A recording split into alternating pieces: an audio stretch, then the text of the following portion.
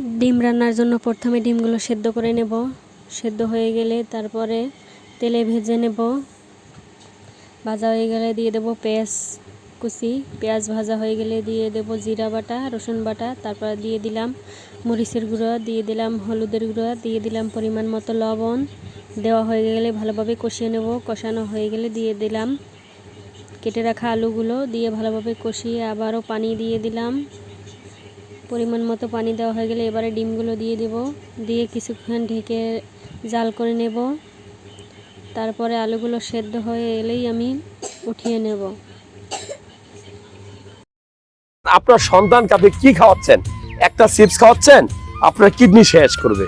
বুঝবেন, একদিন বুঝবেন, ঠিকই বুঝবেন। এই আমার কথা আপনার মনে পড়বে। মনে রাখবেন যে এখানে যে মেডিসিনটা মিক্স করা আছে এটা বিষ। কালারফুল, এত কালারফুল একটা জিনিস খাওয়ানো ঠিক না।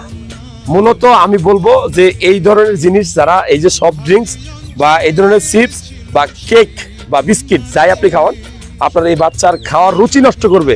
সো আপনি বাচ্চাকে কি খাওয়াবেন জানেন? কলা, বাদাম, ডিম, ডিমের কুসুম, মাছ, সবজি, ডাল, ডালের সাথে অনেক সবজি দিয়ে, চাল দিয়ে জগা খিচুড়ি তৈরি করে খাওয়াবেন।